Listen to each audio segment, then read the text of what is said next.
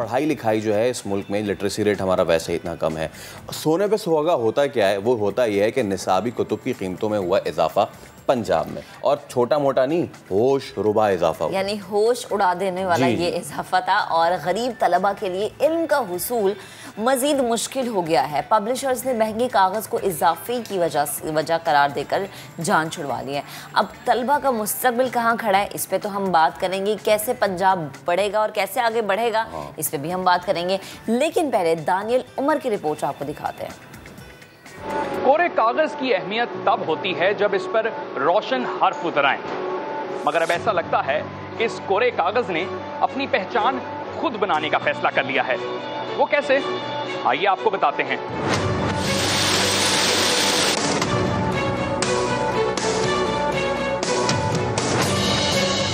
ये है लाहौर का उर्दू बाजार, जहां इल्म के प्यासे किताबों की खरीदारी के लिए आते हैं। खरीदार का दुकानदार से बस एक ही शिकवा है, इतनी महंगी बुक से हर चीज में इतना इजाफा होता जा रहा है दिन ब दिन। मुकामी पब्लिशर्स की किताबें भी गुज़श्ता 6 माह के दौरान 100% महंगी हो गयी। 100 वाली किताब की कीमत 200 रुपए तक जा पहुँची है। गैर मुल्की किताबों का कोर्स 7 से बढ़कर 12,000 रुपए तक पहुँच गया है। कॉपी की कीमतों में इजाफे ने भी लोगों को परेशान कर दिया। सब्जी का रेट आज कुछ है कल कुछ है, यही हाल तलीम का हो गया। एजुकेशन से रिलेटेड जो भी चीज़ें वालिदैन के लिए परेशानी का बायस बना हुआ है। एक वक्त था जब हम कागज के जहाज और कश्तियां बनाया करते थे, मगर अब किताबें फरोख्त करने वालों की बातों से गुमान होता है कि मुस्तकबिल करीब में कोई ऐसा सोचे भी ना। कागज की कीमतों में 100% इजाफे के खिलाफ बड़ी मार्केट में जगह जगह बैनर-ए-जावेज़ा हैं। पब्लिशर्स कहते हैं कुतब महंगी होने के जिम्मेदार पेपर मिल्स मालिकान हैं। रॉ मटेरियल जो इस्तेमाल होता है वेस्ट पेपर होता है और तूड़ी होती है, इसको मिलाकर ये बना रहे हैं। और आज देख लें आप कि उसका रेट 210 रुपए में ब्लैक मेलिंग हो रही, जो 25 रुपए की कापी थी उसकी कीमत 100 रुपया हो गई है। तुलबा का कहना है कि हुकूमत किताबों की कीमतें नीचे लाने के लिए इक़दाम करे। अगर किताबें इसी तरह महंगी होती रहीं तो शरह ख्वानदगी में इजाफे का ख्वाब अधूरा रह जाएगा।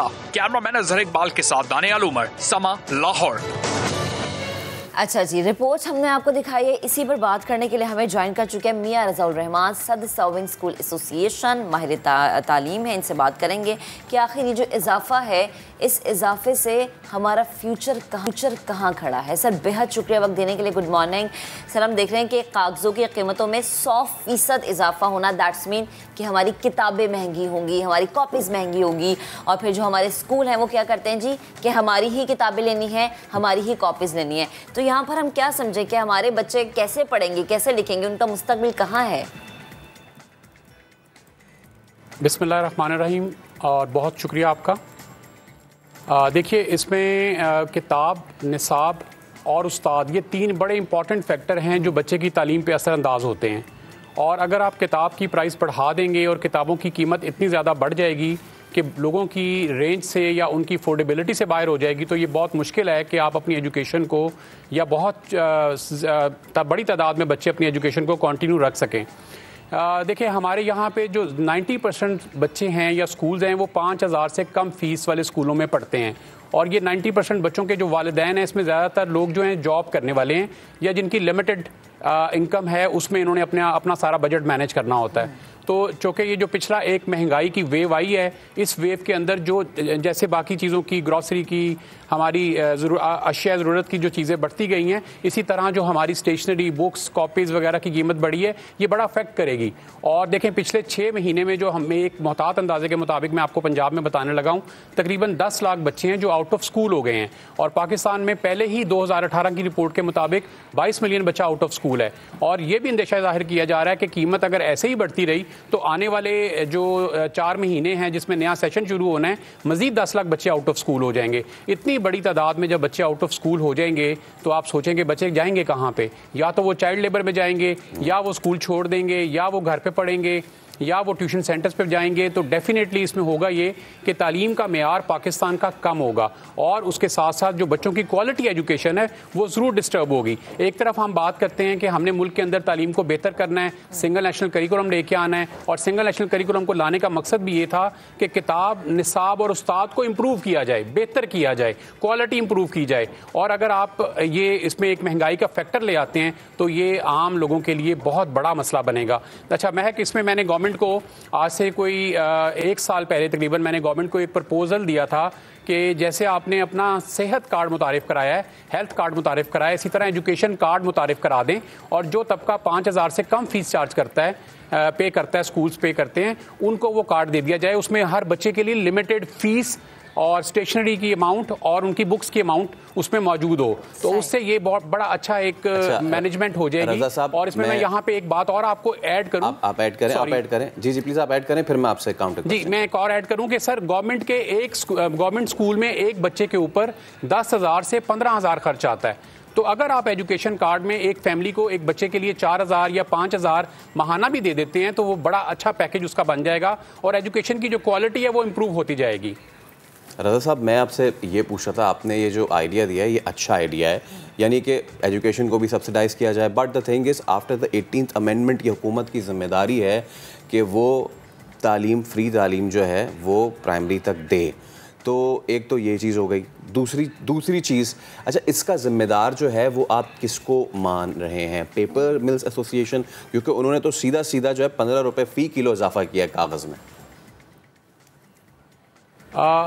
फैसल साहब देखें, इसमें ज़िम्मेदार तो बहुत सारे लोग हैं और मैं सबसे पहले ज़िम्मेदारी ये देता हूँ, ये मैं हुकूमत को देता हूँ। देखें, हर डिपार्टमेंट की एक रेगुलेटरी बॉडी होती है जो तमाम चीज़ों को रेगुलेट करती है, और दुनिया भर में अगर आप देखें तो पेपर की प्राइस को गवर्नमेंट रेगुलेट करती है, और गवर्नमेंट जो प्राइस अनाउंस करती है पेपर मिल्स को वही प्राइस पे पेपर देना पड़ता है। पेपर एक हमारी ऐसी नेसेसिटी है जो हर घर में यूज़ होती है और हमारे एक ऐसे नेशन बिल्डिंग के काम पे यूज़ होती है कि जिसकी प्राइसेस को बड़े सोच समझ के और बड़ा वाइज डिसीजन लेने के बाद बढ़ाना चाहिए।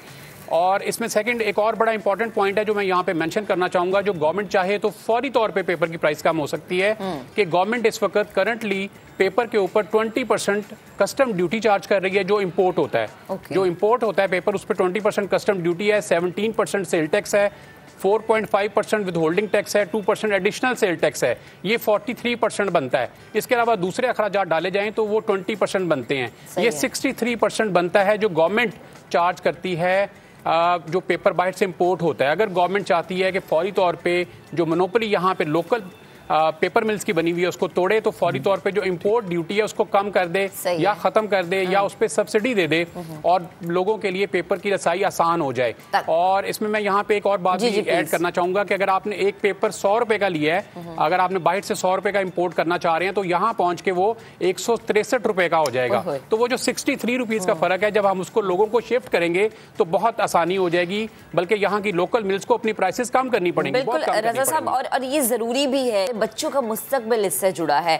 Hamood Jafri, general secretary all Sindh parents association भी हमें ज्वाइन करेंगे, लेकिन अभी हम एक ब्रेक ले रहे हैं। ब्रेक से जब हम वापस आएंगे तो हमारे साथ दोनों हमारे मेहमान मौजूद होंगे, उनसे बात करेंगे। ब्रेक के बाद स्टे विद अस।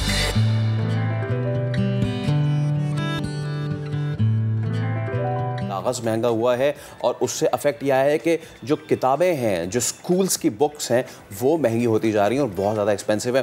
पंजाब की सूरत हाल पे भी हम मज़ीद बात करेंगे। अभी ज़रा सिंध, कराची का रुख करते हैं। General secretary all Sindh parents association Hamood Jafri साहब हमारे साथ मौजूद। हमूद साहब अस्सलाम वालेकुम, बहुत शुक्रिया गुफ्तगू करने के लिए। सिंध में क्या सिचुएशन बनेगी पेपर के महंगे होने से? किताबें कितनी ज़्यादा महंगी होने जा रही हैं? क्या कंसर्न है इसका वालिदैन का इस पर? वालेकुम अस्सलाम वरहमतुल्लाहि वबरकातुहू। बहुत शुक्रिया हमें ऑन बोर्ड लेने का और हमारी राय लेने का। देखिए, कागज़ जो महंगा हो रहा है उससे ऑब्वियसली जो ट्रिकल डाउन होकर जो इफेक्ट आ रहा है वो पेरेंट्स पे ही आना है। 100% ऑलमोस्ट पेपर्स की प्राइसेस बढ़ गई हैं, लेकिन पेपर की प्राइसेस बढ़ने से जो इम्पैक्ट आ रहा है वो अपनी जगह है। उसके लिए शायद लोगों के पास जवाब भी हो, हुकूमत के पास जवाब भी हो। अभी आप मेरे भाई जो पहले बात कर रहे थे वो इंपोर्ट एक्सपोर्ट ड्यूटी की बात कर रहे थे और उसका उन्होंने कैलकुलेशन भी पूरी दी, वो भी एक जवाब बनाया जा सकता है। लेकिन जो सबसे बड़ा मसला हम फेस कर रहे हैं किताबें और कॉपियों के हवाले से, वो शायद इस कागज़ की कीमत से ज़्यादा ये है कि स्कूल जो है वो ज़बरदस्ती करते हैं, फोर्स करते हैं पेरेंट्स को कि कॉपी आपको हमसे ही लेनी है, किताब आपको हमसे ही लेनी है।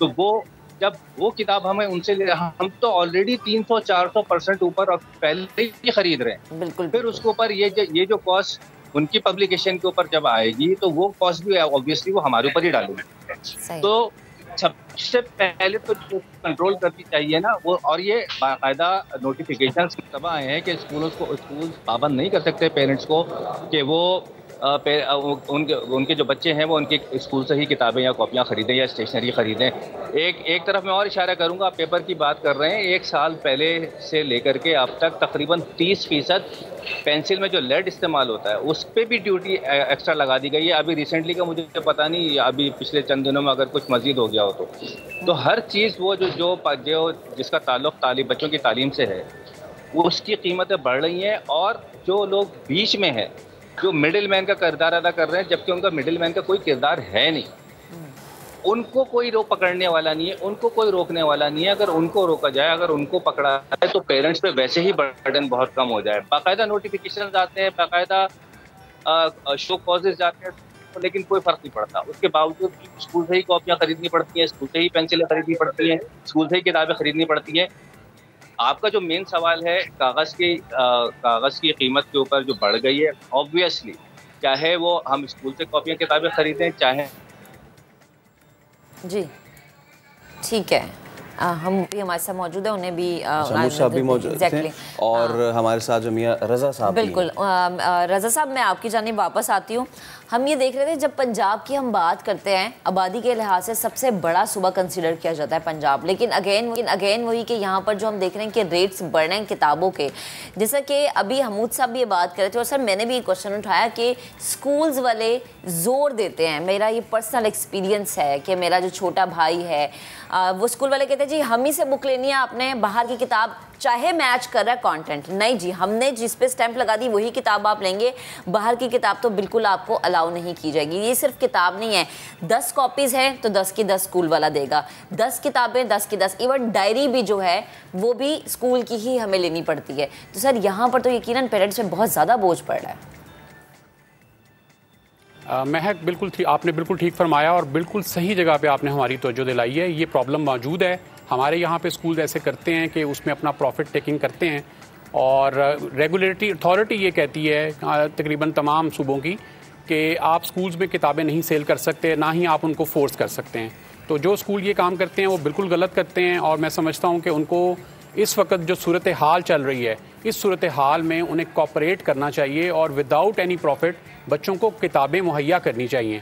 देखें, अगर हम सारे मिलके कोशिश करें कि तालीम को बेहतर कर लें या बच्चों के लिए तालीम को आसान कर दें तो हमें थोड़ा सा सेक्रीफाइस करना पड़ेगा और बच्चों के लिए तालीम आसान हो जाएगी। पर मिल वाला अपना बहुत बड़ा प्रॉफिट लेता है, पब्लिशर अपना बहुत अच्छा प्रॉफिट लेता है, फिर आगे स्कूल अपना प्रॉफिट लेता है। 3 लोग इसके अंदर इन्वॉल्व हैं जो अपना प्रॉफिट लेते हैं और कीमत जो अगर फ़र्ज़ करें एक किताब की 200 रुपये बनती थी, तीनों के प्रॉफिट डालने के बाद वो 400 रुपये बन जाती है। तो देखें, इन सब लोगों को ये मुल्क हम सब का है, ये बच्चे हम सब के हैं, हमें इन सब बच्चों की खातिर कुछ सैक्रिफाइस करने पड़ेंगे। इस पे जो है वो हमें यकीनन वो करना होगा। अच्छा, आखिर में मैं आखिरी कमेंट्स हमूद जाफरी साहब के ज़रूर लेना चाहूँगा। हमूद साहब, इस मामले को अगर आपने किसी के काम के पास उठाया है, क्योंकि आप कॉपी चलें कंटेंट जो है कंटेंट वो तो सेम हो सकता है, लेकिन एक कॉपी वो भी स्कूल की प्रिंटेड हो, सर ये तो फिर ज़्यादती है ना।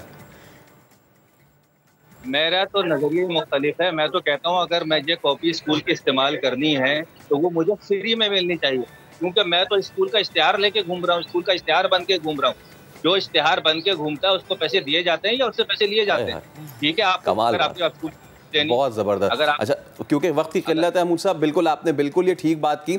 आने वाले दिनों में इस पे, और रज़ा साहब आपके बहुत शुक्रिया, ज़रूर इस पे बात करेंगे। जहाँ पे एक जानिब टैक्सेस है, महंगाई है, वहीं पे हमें ऐसे जो है लूप होल्स देखने हैं जहाँ से हम कीमतों को कम भी कर सकें। जी, अभी एक ब्रेक लेते हैं, ब्रेक के बाद दोबारा हाजिर होंगे, साथ रहिएगा।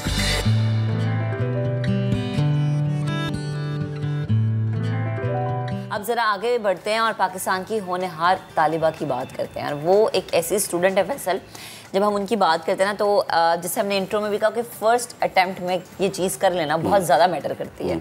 अच्छा, चार्टर्ड अकाउंटेंसी जो है वो इन इटसेल्फ एक बड़ी टफ फील्ड है। अच्छा, और इसमें आज जिनको हमने मदऊ किया, शाजिया राजानी, उन्होंने न सिर्फ चार्टर्ड अकाउंटेंट बन रही हैं बल्कि उन्होंने फाइनेंशियल अकाउंटिंग और रिपोर्टिंग 2 के मजमून में गोल्ड मेडल भी हासिल किया है।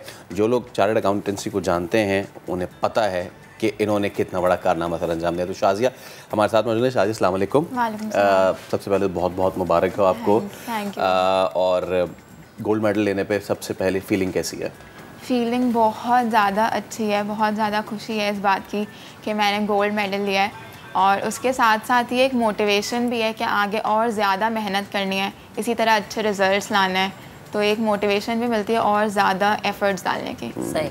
अच्छा शाजिया, आपके सफ़र के बारे में हम बात करना चाहेंगे कि ये चीज़ सेलेक्ट करना इतना मुश्किल काम, मतलब आप सोचें ना तो आप 10 दफ़ा ये सोच रहे थे तो बहुत मुश्किल है, मैं नहीं कर सकती या मैं कर सकता, चलो कुछ और कर लेते हैं, वहाँ पे टाइम लगा लेते हैं। तो इस चीज़ के बारे में सोचा कैसे, ख्याल कैसे आया? बैक हैंड पर सपोर्ट सबसे ज़्यादा किसकी थी? सपोर्ट सबसे ज़्यादा मेरे पेरेंट्स की, मेरे फैमिली की थी, क्योंकि जैसा आपने कहा कि बहुत सोचना पड़ता है, तो क्योंकि ये टाइम ड्यूरेशन आपको लगता है मिनिमम भी, अगर आप जल्दी भी कर लें तो 5 से 6 साल तो आपके लगने ही हैं, तो इसके लिए फैमिली का सपोर्ट बहुत ज़्यादा ज़रूरी है। और उसके बाद स्टार्टिंग से मेरा अकाउंट्स में मुझे काफ़ी इंटरेस्ट था। उसके बाद फिर जब मैंने रिसर्च की कि भाई कौन सी ऐसी फील्ड्स हैं जहाँ पे आगे भी आपको करियर अपॉर्चुनिटीज़ बहुत अच्छी मिलती हैं, तो फिर मैंने सेलेक्ट किया कि बस अब CA करना है, और फिर बहुत ज़्यादा नहीं सोचा, एक दफ़ा डिसाइड कर लिया तो फिर स्टार्ट कर लिया। और जैसे ही स्टार्ट किया उसके बाद की जर्नी इतनी ज़्यादा अच्छी रही है, हर स्टेप बड़ी कि सारे पेपर्स मेरे लाइन से क्लियर हुए हैं, एंड हर अटेम्प्ट में मेरा या तो मेरिट सर्टिफिकेट आया है और रिसेंटली गोल्ड मेडल आया है।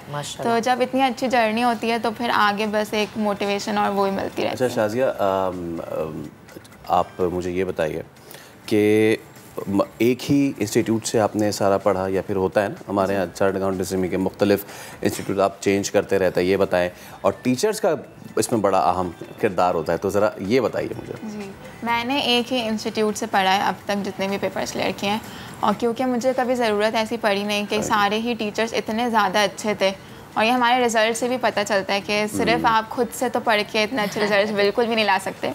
तो मेरे सारे टीचर्स बहुत ही ज़्यादा हेल्पफुल रहे हैं, और जब भी मुझे उनकी हेल्प की नीड पड़ी, कि आजकल तो हमारे पास टीचर से कम्युनिकेशन बहुत आसान हो गई है, सोशल मीडिया, व्हाट्सएप आप कर दें तो वो हर टाइम हमसे कनेक्टेड रहते हैं, कि आप कभी भी उनको मैसेज करें वो आपको रिप्लाई कर देंगे, कोई क्वेश्चन हो। तो टीचर्स ने बहुत ज़्यादा हेल्प की है, और उन्होंने बहुत ज़्यादा सपोर्ट भी किया, और मतलब उनका बिलीव भी था कि वो मुझे मोटिवेट करते थे कि नहीं तुम कर लोगी, हमारा सपोर्ट है, आप कर सकते हो। तो जब वो आपके ऊपर कॉन्फिडेंस दिखाते हैं तो आपको और ज़्यादा कॉन्फिडेंस मिलता है। अच्छा शाजिया, वैसे ये चीज़ सोची थी कि फर्स्ट अटेम्प्ट में ही मैं ये कर लूँगी, ये बड़ी, क्योंकि आपने कहा ना कम से कम भी 5-6 साल तो लग जाते हैं, आपके सामने तो एग्जाम्पल्स होंगी ऐसी, तो आपने सोचा था कि पहली दफ़ा में ही मैं पास हो जाऊँगी? सोचा तो मैंने स्टार्टिंग में यही था कि पहली दफ़ा में ही करना है, क्योंकि मेरे ख्याल से जब आप स्टार्टिंग में सोचते हैं ना कि अब फेल होना ही है तो फिर आप हो जाते हैं। क्योंकि कोई नहीं सोचता होगा कि फेल होना है। नहीं, चार्टर्ड अकाउंटेंसी में सोचते हैं। क्योंकि मैंने बहुत सारे स्टूडेंट्स से सुना भी है कि 2-3 पेपर्स तो फेल होने, हमने प्लानिंग ही उसी हिसाब से की है कि 3 पेपर तो फेल होंगे ही। तो जब आपने प्लानिंग फेल होने की है तो फिर आप कैसे पास होंगे? आप पास होने की प्लानिंग करें तो फिर आप ज़रूर पास होंगे। एब्सोल्युटली। अच्छा, सिर्फ चार्टर्ड अकाउंटेंसी नहीं बल्कि you have a very bright past as well. आपने अपने इंटरमीडिएट में भी जो है बड़े you have pass with flying colours, जरा उसका तो बताएं। जी, इंटरमीडिएट में भी मेरी फ़र्स्ट पोजीशन थी इन कॉमर्स, और उसका भी क्योंकि मैंने इंटरमीडिएट भी सेम कॉलेज से किया जहाँ से मैं अभी पढ़ रही हूँ, तो एक वो मैनेजमेंट का सपोर्ट भी बहुत ज़्यादा रहा है इंटरमीडिएट में भी। सही है। और टीचर्स का भी, और स्पेशली इंटरमीडिएट में तो क्योंकि मैट्रिक में मेरी कोई पोजीशन वगैरह कुछ भी नहीं थी, और आप सोचते नहीं हैं पोजीशन, ऐसी चीज़ें जो आप शायद ऐसा सोचते नहीं है कि बस मेरी पोजीशन आ जाएगी। शाजिया, ये ज़रा देखने वालों को बताएं, क्योंकि बहुत सारे बच्चे इस वक्त जो देख रहे हैं जो अपने करियर पाथ को चूज़ करना चाह रहे हैं, बट उनको पता नहीं है कितना डिसिप्लिन होना पड़ता है एक स्टूडेंट को चार्टर्ड अकाउंटेंसी की फील्ड में, ये बताइए। डिसिप्लिन बहुत ज़्यादा ज़रूरी है, क्योंकि चार्टर्ड अकाउंटेंसी में आप इस तरह नहीं पढ़ सकते कि आखिरी महीने में हम पढ़ लेंगे। स्टार्टिंग से, मतलब आज आपने क्लासेस स्टार्ट की, आज से ही आपको पढ़ना है, डेली क्लासेस आपको लेनी ही है, कि आजकल रिकॉर्डिंग्स हमारे पास अवेलेबल होती हैं, लेकिन वो सिर्फ एक सेकंड सोर्स है। स्टार्टिंग में आप क्लासेस डेली लें, साथ साथ पढ़ते रहें, क्योंकि अगर आप स्टार्टिंग से नहीं पढ़ेंगे तो फिर आप पास नहीं हो सकते इस फील्ड में। सही, तो आगे का क्या सोचा है, आगे क्या करना है? गोल्ड मेडल तो लेने ही आपने आगे भी, उसके अलावा क्या करना है? ये फ़िलहाल आगे, क्योंकि अभी तो मेरा सीए की भी काफ़ी जर्नी बाकी है रिमेनिंग, तो उसमें यह है कि जल्द से जल्द जितना जल्दी हो सके सीए कंप्लीट करना है अच्छे से, और उसके आगे की फील्ड्स में भी इस तरह फ़िलहाल मेरा ऑडिट में इंटरेस्ट है। तो जिस तरीके आप तो बहुत ज़्यादा हमें मिलती हैं, तो बस उन अपॉर्चुनिटीज़ को यूज़ करके एक अच्छा फ्यूचर बनाना है। शाज़िया, अब तक सबसे टेढ़ा टॉपिक कौन सा है? सबसे ज़्यादा मुश्किल मुझे पर्सनली टैक्स लगा था। टैक्सेशन। जी, क्योंकि अकाउंट्स तो वैसे मुश्किल होता है, लेकिन मुझे इंटरेस्ट था तो वो हो गया। अच्छा। अब टैक्स थोड़ा सा मुश्किल लगा था, फिर उसके बाद लेकिन हेल्प बहुत ज़्यादा मिली, और हमारी आई कैप की भी मैंने रिवीजन सेशंस वगैरह लिए, जहाँ से मुझे जो इन्फॉर्मेशन मिली मैंने सब ले ली। अच्छा। और माशाल्लाह से वो भी फर्स्ट अटेम्प्ट में निकल गया पेपर। अरे ज़बरदस्त, ये मैं कहती हूँ कोई हुनर है आपके हाथ में माशाल्लाह से, हर चीज़ फर्स्ट अटेम्प्ट में ही आप कर लेती है। अच्छा, मुझे ये बताएं कि इसके अलावा मज़ीद क्या एक्टिविटीज़ हैं आपकी? पढ़ाई तो है और माशाल्लाह बड़ी अच्छी है, दोस्तों के साथ घूमना, सोशल गैदरिंग्स, या कोई एक्टिविटी ऐसी जो कि आपको बड़ी पसंद हो, पेंटिंग, स्पोर्ट्स, कुछ भी? नहीं, जाहिर सी बात है, दोस्तों के साथ भी हम थोड़ा बहुत घूमते, टाइम स्पेंड करते हैं। इसके अलावा मैं टीचिंग भी करती हूँ। अच्छा। तो वो एक एक्टिविटी है, मतलब मुझे बहुत मज़ा आता है एक उसमें भी। और इसके अलावा फैमिली टाइम भी ज़्यादा स्पेंड करती हूँ, क्योंकि मैं अपनी फैमिली से भी बहुत अटैच्ड हूँ, तो सबके साथ बैठ के बात करना, उनके साथ टाइम स्पेंड करना। तो ये कि सीए में ज़रूरी ऐसा बिल्कुल भी नहीं होता कि आप 24 घंटे पढ़ते ही रहते हैं, अदर एक्टिविटीज़ भी आप साथ साथ करते हैं, क्योंकि उससे आपका माइंड फ्रेश होता है, आपको एक एनर्जी मिलती है कि क्योंकि पूरा दिन पढ़ के आप अफेक्टिव स्टडी नहीं कर सकते। तो ये एक्टिविटीज़ भी बहुत ज़रूरी होती है। ये शाज़िया, ये मिथ्स है ना कि जो चार्टर्ड अकाउंटेंसी है, इवन फॉर दैट सेक एसीसी के साथ एसोसिएटेड हैं कि जी आपने 2 या 3 अटैम्प्ट्स में तो करना ही करना है। फिर ये कि आपको किताबी कीड़ा बन के रहना है, आप शादी में नहीं जा सकते, आप किसी सालगिरह में नहीं जा सकते, आप खाना नहीं खा सकते, पानी नहीं पी सकते। यही होता है, स्टूडेंट्स बेचारे जो खुद नहीं कर पाते वो दूसरे आने वालों को भी डरा देते हैं। तो आप वो बच्चे जो कॉमर्स या फिर सीए सीसीए ऑप्ट करना चाहते हैं, उनके लिए क्या मैसेज देना चाहेंगी? मैं उनको यही मैसेज दूंगी कि आपको लोगों की बातें सुन के डरना बिल्कुल भी नहीं है।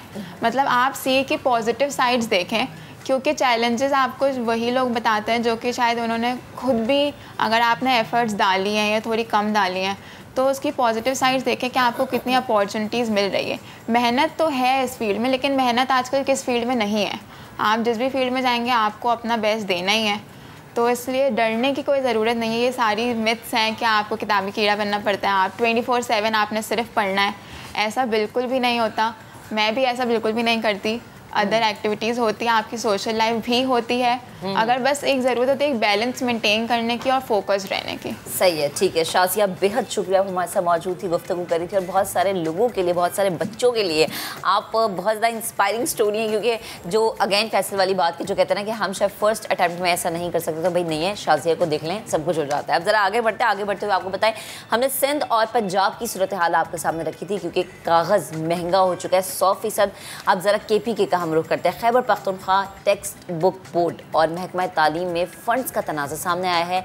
नए तालीमी साल के लिए किताबों की छपाई में ताख़ीर सामने आई है। लाखों तलबा का मुस्तकबिल दाव पर लग गया। शाहबुर रहमान की रिपोर्ट देखते हैं।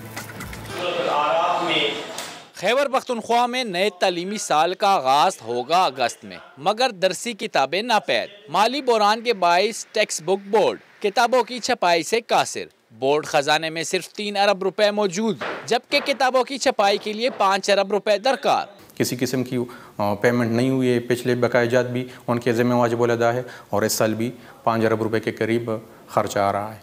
सूबाई वजीर खजाना फंड्स बहरान को मीडिया में लाने पर टेक्स्ट बुक बोर्ड हुकाम पर बरस पड़े। टेक्स्ट बुक बोर्ड को उसके पूरे पैसे मिलेंगे, लेकिन उनके जो रिप्रेजेंटेटिव्स हैं उनको आके जो है वो फाइनेंस डिपार्टमेंट में ये बात करनी चाहिए, प्रेस में नहीं। टेक्स्ट बुक बोर्ड के मुताबिक 4 अरब रुपए से जायद की रकम पहले ही सूबाई हुकूमत के जिम्मे है। फंड्स जल्द अदा न किए गए तो मुलाजमीन की तनख्वाहों में भी ताखीर का खदशा है। कैमरामैन मेहरान मुनीर के साथ शहाबुर रहमान, समा, पेशावर। हॉकी जो है वो पाकिस्तान का कौमी खेल है। मुल्क में हॉकी का खेल मुश्किलात का शिकार तो है।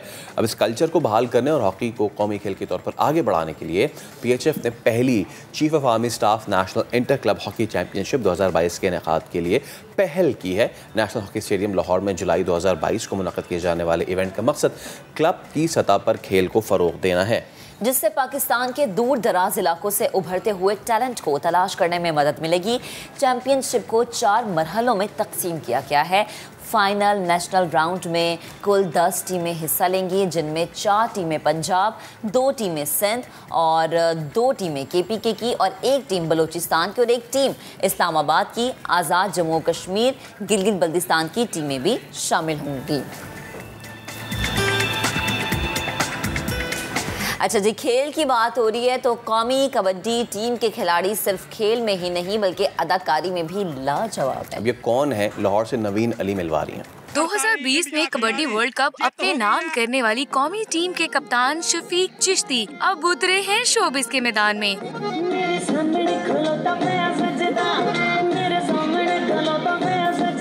गुलकारा सोमिया खान ने कबड्डी टीम को खराजे तहसीन पेश करने के लिए गाना बनाया तो कबड्डी टीम के खिलाड़ियों को ही कास्ट बना डाला। इंसान कोई भी काम शुरू में करता है ना, तो वो तब उसको थोड़ा सा लगता है कि ये मुश्किल है। कौमी हीरोज को मुआशरे में उनका जायज मुकाम मिलने से खेलों के फरोग में भी मदद मिलेगी। कबड्डी के मैदान से निकलकर शोबिस की चकाचौंध रोशनियों में कौमी टीम के कप्तान शफीक चिश्ती क्या अवाम की नजरों में बड़ा स्कोर कर पाएंगे या नहीं, ये तो वक्त ही बताएगा। कैमरामैन जवाद याहिया के साथ नवीन अली, समा, लाहौर। चलें जी, अभी एक ब्रेक लेते हैं। ब्रेक के बाद जब हाजिर होंगे तो बहुत ही खास मेहमान हमारे साथ होंगे, लेकिन ब्रेक के बाद स्टे विद अस।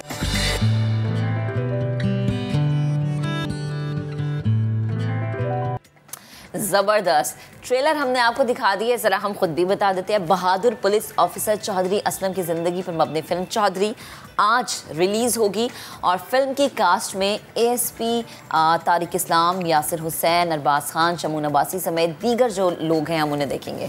तो हम मज़ीद क्या आपसे बात करें, हम आपकी बात डायरेक्ट कराते हैं। तारिक साहब हमारे साथ मौजूद हैं जो कि इस फिल्म जो हकीकी जो हीरो हैं उसके हीरो हैं तारिक साहब, और जनाब अली नेहा लाज हमारे साथ मौजूद हैं जो कि फ़िल्म को जिनका पूरी देख रेख में ये सारा काम हुआ है। तो आपका भी बहुत शुक्रिया सर, आपका भी बहुत शुक्रिया। अच्छा, एक चीज़ मैं इससे आगाज़ करना चाहूँगा, आपको इनका ज़्यादा मेकओवर तो करना नहीं पड़ा होगा? हाँ, बहुत ज़्यादा मिलते हैं। एग्जैक्टली। अच्छा, और मैं वो जो एक जो सबसे मशहूर प्रेस कॉन्फ्रेंस थी चौधरी असलम शेख की कि जब उनके घर पे हमला हुआ था, और वो जो प्रेस कॉन्फ्रेंस थी, जो डायलॉग था बिल्कुल सेम तारिक भाई आपने किया। मैं आगाज़ इससे करूँगा कि आपके वो बड़े करीबी दोस्त भी रहे ना चौधरी साहब। वैसे तो मीडिया पे सबको पता है कि बड़ी दबंग शख्सियत के मालिक थे, ऑन ड्यूटी क्योंकि आप दोस्त भी रहे, ऑफ ड्यूटी कैसी पर्सनैलिटी थी उनकी? डाउन टू अर्थ, बहुत सादा इंसान, अपने काम का बहुत माहिर, पुलिस के काम का, लेकिन नॉर्मल ज़िंदगी में बड़ा सादा। मतलब SP हो के भी सिपाहियों के साथ बैठ के खाना खा रहे हैं और उनको कोई अच्छे कपड़े पहनने का कोई शौक़ नहीं, पूरी उम्र सफ़ेद ही कपड़े पहने उन्होंने, कोई ब्रांडेड कॉन्शियस बंदा नहीं था। हर चीज़ होने के बावजूद भी वो बिल्कुल सिंपल इंसान था। दिलेर मतलब जहाँ से हमारी पुलिस की दिलेरी जो है वो ख़त्म होती है, वहाँ से उसकी दिलेरी शुरू होती थी। बहुत ब्रेव था। हमने तो खैर बहुत सारे ऑपरेशन भी साथ किए, देखा उसको।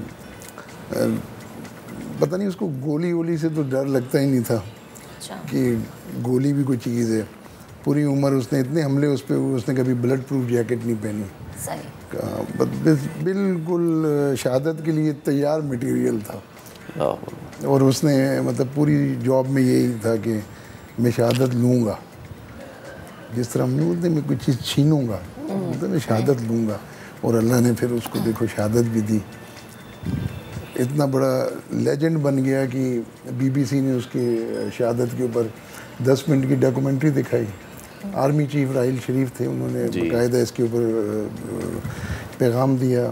कोर कमांडर आए, बड़े बड़े लोग। तो एक शहीद को जितना ट्रिब्यूट मिलना चाहिए था उससे भी ज़्यादा अल्लाह ने उसको इज्जत दी। और यही ट्रिब्यूट की सिलसिले की एक कड़ी जो है वो नेहा लाज ने जो बना दी है। नेहा, एक तो आज रिलीज़ हो रही, बहुत बहुत मुबारक हो आपको। So much. क्या क्या मुश्किलात दरपेश आई आपको? एक तो मूवी में कास्ट बहुत बड़ी है, उसको एक साथ उनकी डेट लेना बहुत मुश्किल काम हो जाता। कभी कभी तो नामुमकिन भी हो जाता था कि कई जगहों पे ऐसा हुआ है कि हमने लास्ट का जो शूट है वो फिर हमने 2-2, 3-3 एक्टर में कन्वर्ट कर दिया क्योंकि एक साथ पूरी कास्ट नहीं मिल पा रही थी। तो उसको इस तरह से शूट किया, बीच में कोविड आ गया, फिर ज़ारा की डेथ होगी, ज़ारा आबद की, वो रीशूट हुआ। तो काफ़ी सारी हर्डल्स का सामना करना पड़ा। ऊपर से रियल लोकेशन थी, सारे वेपन ओरिजिनल हैं और जितने एक्टर्स के अलावा पुलिस वाले सारे ओरिजिनल हैं, तो वो ज़रा चैलेंजिंग था काफ़ी ज़्यादा। सही। अच्छा, तो नेहा, ये ख्याल कैसे आया कि चौधरी असलम पे आपने फ़िल्म बनानी है? बहुत अच्छा नाम है चौधरी साहब का माशाल्लाह से, और तकरीबन हर कोई कहता था कि मतलब मैं जहाँ भी सुनती उनकी तारीफ़ सुनती थी, तो मैंने कहा इस पर मूवी बननी चाहिए। तो जब किसी ने नहीं बनाई तो मैंने कहा चले हम खुद ही बनाते हैं। और नेहा, चौधरी असलम के रोल के लिए आपने उनका दोस्त या उसी डिपार्टमेंट से ही बंदा क्यों लिया, इंडस्ट्री से क्यों नहीं लिया? इसके पीछे क्या सोचा?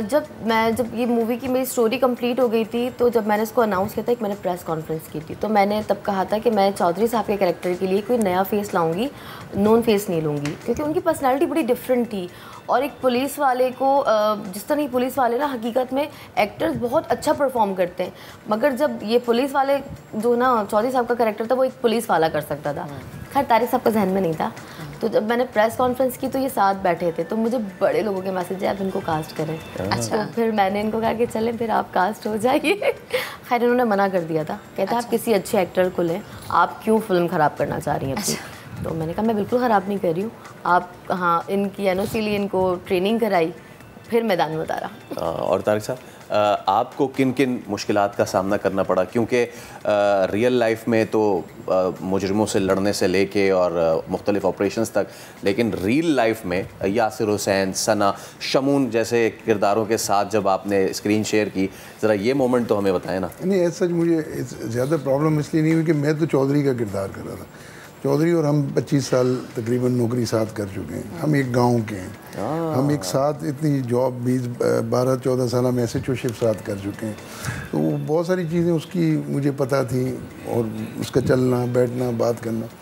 और जहाँ तक ये इतने बड़े बड़े अदाकारों के साथ काम करने का है, तो जब ये फिल्म मैंने इनके साथ हो गया कि भाई करनी है, तो तकरीबन कोई 3.5-4 महीने मैंने फिर नापा से एक टीचर से ट्रेनिंग ली, एक्टिंग ट्रेनिंग। तो जब आप ट्रेनिंग ले लें तो फिर मेरे हिसाब से फिर आप सामना कर ही लेते हैं इतने बड़े बड़े एक्टर्स का। फिर एक्टर्स ने इनको सपोर्ट भी बड़ा किया, बड़े दिल से वेलकम किया। असफर अली हैं, अरबाज खान हैं, बट इनको ना बाकायदा वो बड़ा इनके साथ ना केमिस्ट्री बहुत अच्छी हो गई थी। तो इनका अदनान शाह, टीपू, सलीम राज, इनका एक ग्रुप हुआ है पूरा ना, तो वो बहुत अच्छी केमिस्ट्री बन गई थी इन लोगों की। सपोर्ट उन्होंने काफ़ी किया, बल्कि साइड पे भी वो मतलब बताते थे कि तारिक भाई इस तरह करें, तारिक भाई इस तरह करें। तो मैं ये समझ रहा था कि मतलब पुलिस का काम और इसके काम में कौन सा मुश्किल होगा, लेकिन हकीकत में ये काम मुश्किल है। हालांकि पुलिस के काम में तो हमने बड़े ऑपरेशन किए। असलम तो शहीद हो गया, मुझे खुद 3-4 गोलियां लगी, और अभी भी कमर में एक गोली पड़ी हुई है मेरी। अल्लाह। तो इतना होने के बावजूद भी फिर भी बोलता हूँ कि ये काम मुश्किल है, पुलिस का काम आसान था। अच्छा नेहा, आजकल हमारी इंडस्ट्री में जिस तरह से फिल्में बन रही हैं, जो कंटेंट आ रहे हैं, उस लिहाज से अगर मैं बात करूँ इस तरह की चीज़ लाना बहुत ज़्यादा चैलेंजिंग है। हाँ, आपको ये लगता है? यकीनन। और क्योंकि चैलेंजिंग इस लिहाज से कि आवाम को ये हमारे रियल हीरोज़ हैं जिनके बारे में हमने दिखाना है, किस तरह से आप देखते हैं कि आवाम का बाहर निकलना, सिनेमास का रुख करना, जैसे कि हम ऑफ रिकॉर्ड बात भी कर रहे थे कि सैटरडे संडे तो आपको जगह ही नहीं मिलती सिनेमा में, एक टाइम में 5-5 फिल्में लगी हुई होती हैं। देखिए, हमने तो बना दी है, इससे कोई एक्सपेक्ट भी ऐसा नहीं किया बिज़नेस करेंगे, बिज़नेस करने के लिए मूवी बनाई नहीं है। इसलिए मुझे 99% मेरे जो फ्रेंड्स हैं प्रोड्यूसर, सब ने मुझे मना किया कि फुटफॉल नहीं है पाकिस्तानी, खासतौर पर पाकिस्तानी मूवीज़ के लिए, तो ना लगाओ। लेकिन आपने जो है कर दिया। Exactly. अच्छा, मैं चाहूँगा कि अब यासिर हुसैन भाई भी हमारे साथ आ चुके हैं, ज्वाइन कर चुके हैं। यासिर भाई अस्सलाम वालेकुम। एक बार फिर हमने आपको सुबह सुबह उठा दिया है, तो एक बार उस पर भी आपकी बहुत बहुत गुड मॉर्निंग। उम्मीद है खैरियत से होंगे। सर, क्या एक्सपेक्टेशन है फिल्म के हवाले से, ज़रा बताएँ। सर बहुत डिफरेंट फिल्म है। पहले तो बहुत बहुत शुक्रिया मुझे इस तरह से ज्वाइन करवाने के लिए, और मैं सलाम करता हूँ। नेहा वहाँ बैठी हुई है, तारिक साहब बैठे हुए हैं। फिल्म बहुत ही ज़बरदस्त है। ऐसी फिल्म मैंने नहीं की अभी तक, एक्शन मूवी, और जिस तरह का एक्शन इसमें शूट हुआ है वो भी अभी तक पाकिस्तान में शायद नहीं देखा होगा किसी ने। और ये फिल्म मेरे ख्याल में तो बहुत ज़्यादा बिजनेस करेगी, क्योंकि इस तरह की फिल्में बननी बंद हो गई हैं जिसके अंदर ऐसी कहानी और ऐसा एक्शन होता है। और ये कहानी वैसे ही बहुत बड़ी है, एक इतने बड़े लेजेंड के ऊपर है, उनकी ज़िंदगी की असली कहानी है, तो बहुत ज़्यादा चांसेस हैं कि लोगों को बहुत ज़्यादा पसंद आने वाली है ये फिल्म। और नेहा ने जिस तरह से मेहनत की है इस पे, मैंने आज तक किसी मेल प्रोड्यूसर को भी इतना काम करते हुए नहीं देखा जितना हमारे मुल्क की इस औरत ने कर दिया है काम। तो मुझे लगता है मेहनत जरूर रंग लाएगी। क्या बात है, क्या बात है। अच्छा यासिर, ये इस तरह का कंटेंट आना मार्केट में बहुत ज़रूरी है जिससे हम अपनी स्टोरी को रिलेट कर सकें। चौधरी असलम हमारा अपना एक जीता जागता किरदार था। आपकी एक और फिल्म जिसको माशाल्लाह से अवार्ड पे अवार्ड मिल रहे हैं, वो हमारी कहानी है, अपनी कहानी है। कितना ज़रूरी समझते हैं इस तरह का मज़ीद कंटेंट आना? देखें, इस तरह का कंटेंट हमेशा आते रहना चाहिए। वो एक बिल्कुल डिफरेंट फिल्म है। वो उस पर ये उन्होंने कह दिया कि जी आपने एक विलन को ग्लोरीफाई कर दिया, जबकि हमने नहीं किया। वो एक कहानी सुनाई है सिर्फ। इसी तरह ये तो एक हीरो है, और ये तो बॉर्न हीरो है, इसकी कहानी हमने सुनाई है, तो इसको तो बहुत ज्यादा देखना चाहिए लोगों को, क्योंकि ये तो विलन भी नहीं था, ये तो था ही हीरो, और शहीद है। तो एक शहीद की कहानी बनाई है। लोगों का जो गिला था उस फिल्म से सेंसर बोर्ड का, वो इससे तो बिल्कुल भी नहीं होगा, क्योंकि इसमें तो सारी सच्चाई दिखाई गई है कि कैसे उस बंदे ने कराची शहर के लिए क्या क्या कुछ नहीं किया। और तारिक साहब ने जिस तरह से कैरेक्टर किया है, अगर आप उनकी तस्वीर देखें और तारिक साहब को सामने खड़ा करें तो आपको लगता है कि वही दोबारा जिंदा हो गए। और जब तारिक साहब सीन में भी होते थे, या जब मैंने एडिट पे जितनी फिल्म देखी है, तो वो ऐसा लगता है कि वाकई कुछ ऊपर से जरूर तारिक साहब को कोई ना कोई गैबी मदद भी मिली है इस कैरेक्टर को करने के लिए, जो हमें नहीं मिली। तारिक साहब मौजूद है तो उन्हीं से पूछ रहे थे, ये तारिक साहब सच है, कोई गैबी मदद मिली? बस मदद यही मिली, अल्लाह की मदद है सब। के अल्लाह ने किया, इतना बड़ा काम हो गया। देखे ना, इतने बड़े बड़े लोगों के साथ काम करना कोई मामूली बात तो नहीं था ना। खाली यासिर तो नहीं है उसमें, आप देखें शमून है उसमें, टीपू है, अरबाज है, असफर है, सन्ना है, सलीम मिराज है। इतने बड़े बड़े लोग, इतने बड़े लेजेंड्स के साथ काम करना, ये तो वैसे ही हमारे लिए। और आपके अंदर वैसे ही इतना कॉन्फिडेंट आ जाता है जब आप ऐसे लोगों के साथ काम करते हैं। अच्छा यासिर, अगर मैं अभी मौजूदा फिल्म इंडस्ट्री का जो हाल है उसकी बात करूं तो क्या कमेंट करेंगे? काफ़ी मूवीज़ आ रही हैं, बहुत अच्छी मूवीज़ भी, अच्छा बिजनेस भी कर रही हैं, और कुछ मूवीज़ ऐसी हैं जो कि फ्लॉप भी हुई हैं। तो अभी मौजूदा हमारी फिल्म इंडस्ट्री, क्या कॉमेंट करेंगे आप? देखिए, मैं समझता हूँ कि हर फिल्म इंडस्ट्री में यही होता है। मूवीज आती हैं, कुछ अच्छा बिजनेस करती हैं, कुछ नहीं कर पाती हैं। सिर्फ सिस्टम बनने की ज़रूरत है फिल्म इंडस्ट्री में। बाकी हमें फिल्म तो बनानी आ गई है, हमें फिल्म चलानी कैसे है वो सीखना होगा। हमारे जो प्रमोशंस के तरीके हैं वो थोड़े पुराने हैं, उनको थोड़ा सा बेहतर होना होगा। और हमारे जो सिनेमा ओनर्स हैं उनको थोड़ा सा ये बात को समझना होगा कि जिस तरह से उनका सिनेमा चलना ज़रूरी है, उसी तरह से प्रोड्यूसर की फिल्म चलना भी ज़रूरी है। इस फिल्म में जब तक प्रोड्यूसर मरता रहेगा, सिनेमा कभी भी खड़ा नहीं हो सकता। प्रोड्यूसर को जिंदा रखना बहुत ज़रूरी है। नेहा ने ये एक फिल्म बनाई है, हम सबको मिलकर नेहा को इतना सपोर्ट करना चाहिए कि नेहा एक अगली फिल्म ज़रूर बनाए, ताकि सिनेमा में फिल्म्स लगनी बंद ना हो। और एक पुराना प्रोड्यूसर ही जो होता है वही ज्यादा बेहतर काम को समझता है, और वही करता रहे काम तो ज्यादा बेहतर रहेगा, ना कि हर रोज एक नया प्रोड्यूसर आए, वो एक फेल्ड अटेम्प्ट करे और फिर वो चला जाए।